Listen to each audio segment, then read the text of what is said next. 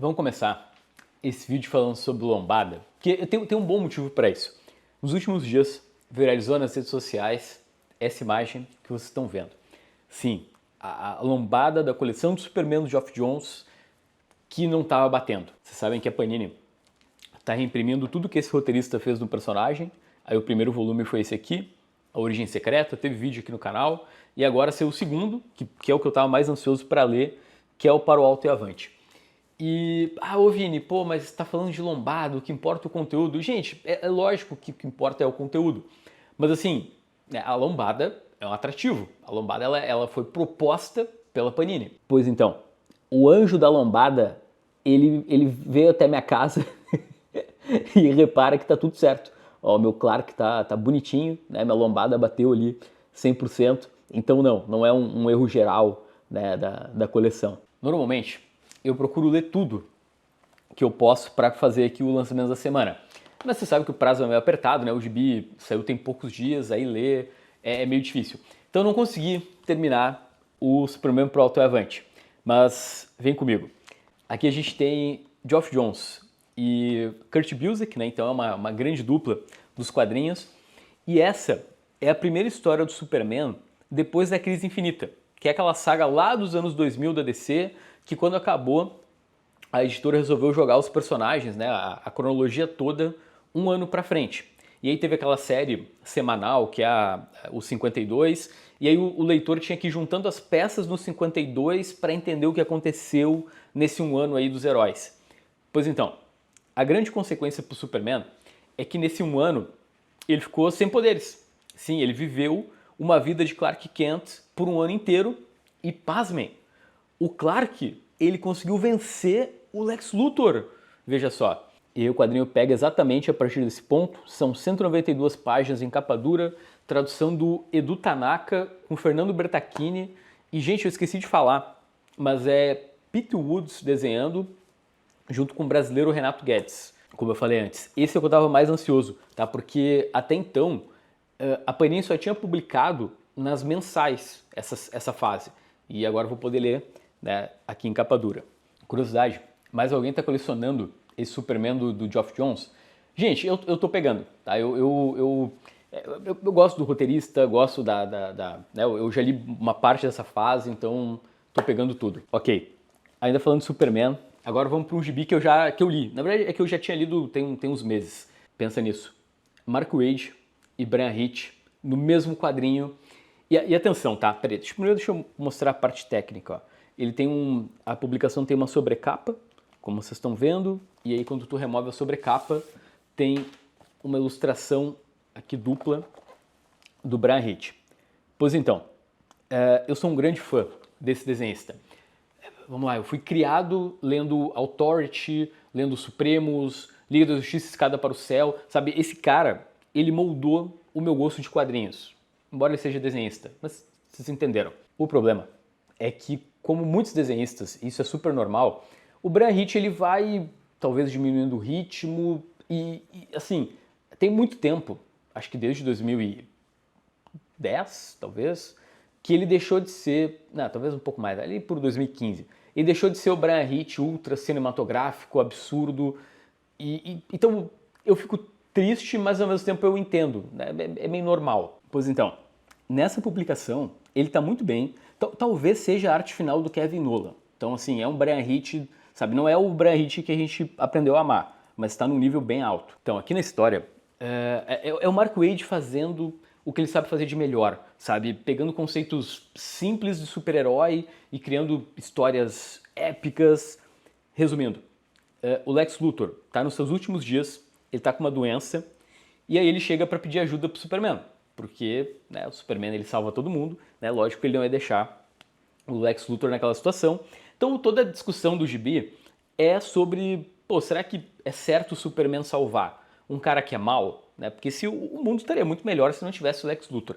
Né? E aí a gente vê o Clark viajando em vários locais aí, sei lá, Temícera, ele vai ver a Legião dos Super-Heróis, justamente buscando uma cura pro seu arqui-inimigo. E o final é bem surpreendente, assim, eu curti bastante. Não vai esperando, tá? Um novo clássico, meu Deus, absurdo. Mas se tu quer uma história legal do Superman, de realidade alternativa, né? Porque é Black Label, vale a pena. Detalhe, são 168 páginas em capa dura e a tradução é do Guilherme Kroll. Tá, gente? Vamos falar já o que eu tô esperando desde 2022. É porque foi anunciado em 2022, que é o quadrinho do Irmão do Jor-El. Ó, tem aqui a edição, ela é em capa dura, aqui a lombada e aqui a contracapa. Eu lembro exatamente, em 2022, eu fui na mesa do Davi Calil e tinha esse print, né, do Irmão do Jor-El e, né, e justamente os personagens ali com roupa de Cavaleiro Zodíaco. E, bom, desde então eu estava esperando sair a versão encadernada.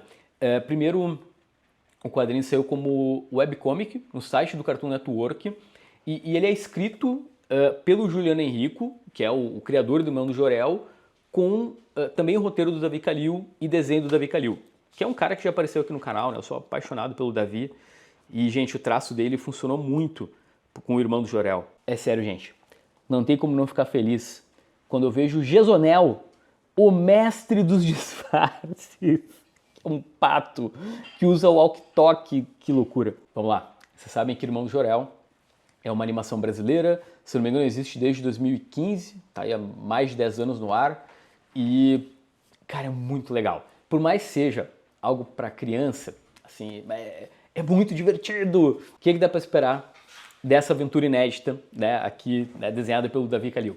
A vovó Juju, ela cria um pudim que ele é delicioso o suficiente para atrair uma criatura que rouba o sabor do pudim e, na verdade, ela acaba roubando os sabores de tudo do planeta.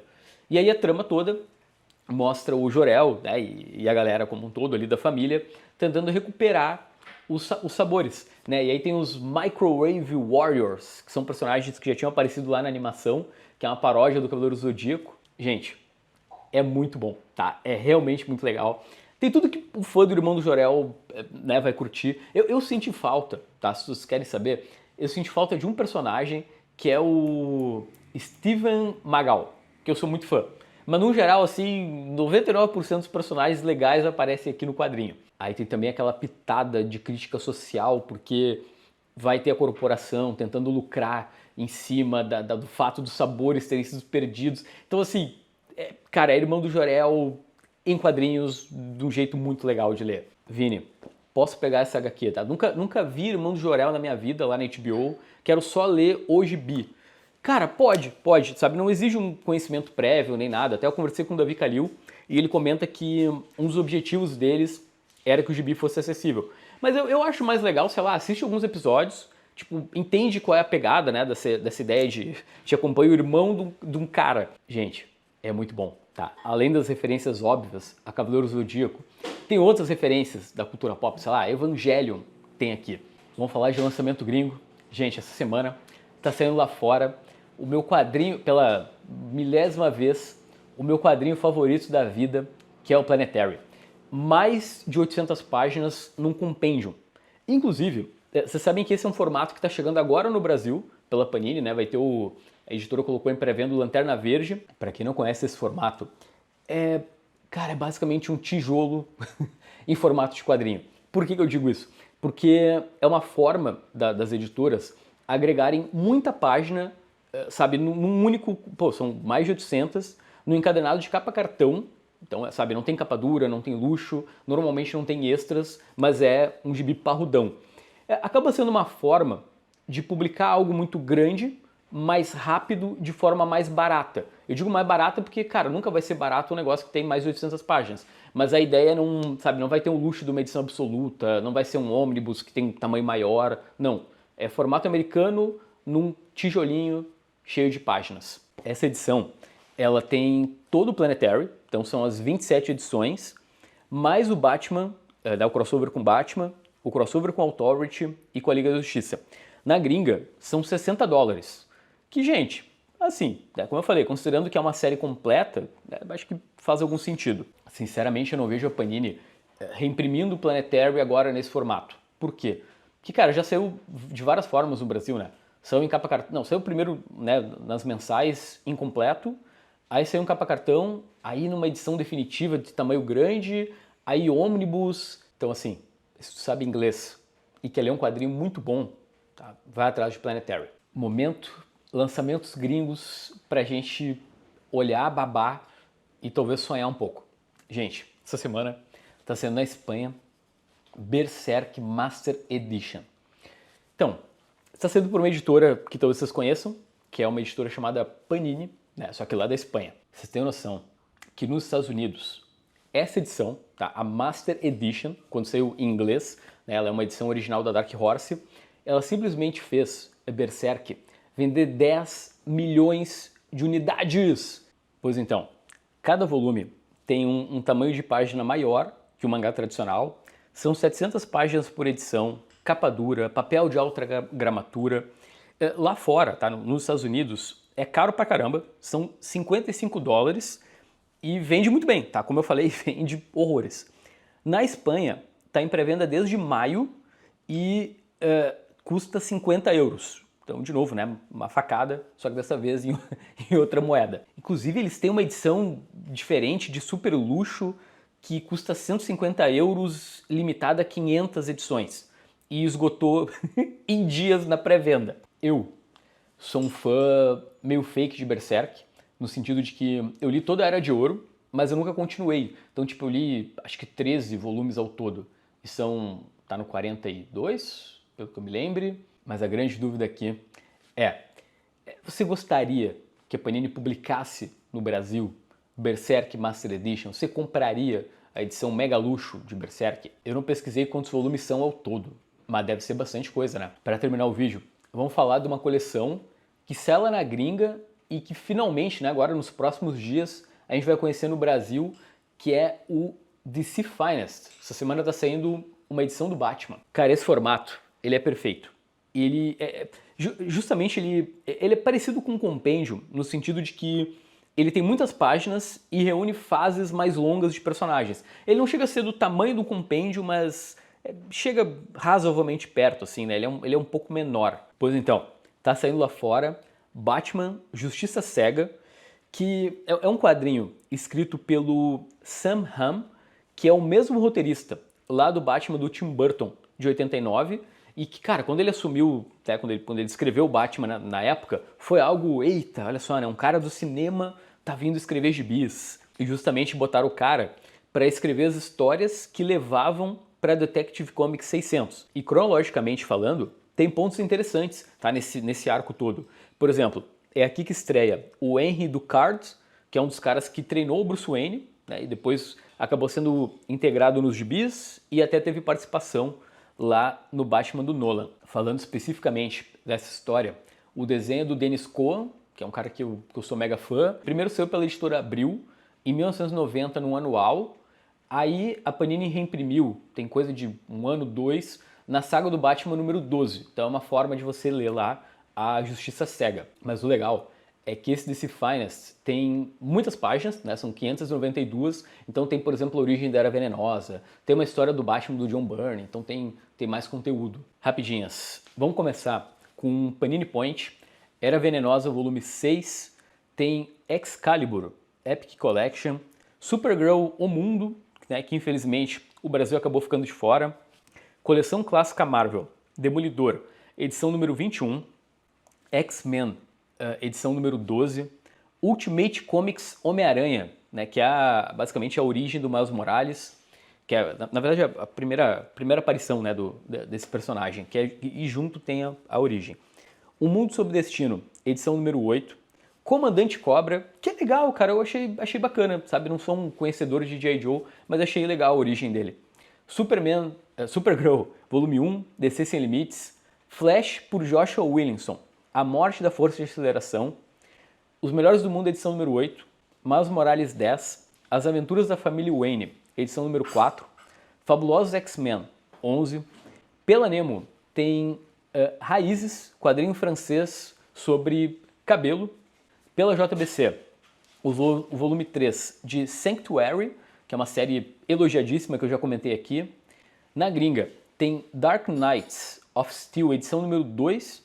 Sim, o Tom Taylor volta para aquele universo medieval estilo Game of Thrones, que é bem legal, tá? Eu li toda a primeira série e achei muito boa. Aí tem o Cavaleiro Branco, ganhando uma edição Absolute lá fora, pô, merecidíssimo. E o Sean Murphy tem postado aí uns desenhos nas redes sociais, né? Então logo logo a gente deve ter mais uma edição dessa série. Cara, Hellblazer, do Paul Jenkins com Sean Phillips, ganhando um ônibus de 1.200 páginas. E aí tem o Conan, que também está ganhando ônibus. Tem Conan, o Aventureiro, que é uma fase pouco lembrada, que é um Conan jovem lá dos anos 90. Série que está sendo resgatada pela Titan. Então é isso. Acabou. Acabou de ter o serviço de utilidade pública de quadrinhos. Galera, lembrando, tu clicou no like, isso ajuda muito. Ao mesmo tempo, tu entrou nos grupos, pô, tem o WhatsApp e Telegram. Hoje, tá, eu publiquei, por exemplo, um desconto absurdo no Drácula da Risco. Tem muita promoção legal. Publiquei também em primeira mão Verão Cruel com mais de 50%. Cara, os grupos estão muito legais. Eu cuido deles com muito carinho. Então, se quiser entrar, tu vai ser muito bem-vindo. Cara, fica 48 horas. Tu já vai ver que é um baita grupo e vai valer muito a pena, tá bom? Mas é isso. Valeu, gente.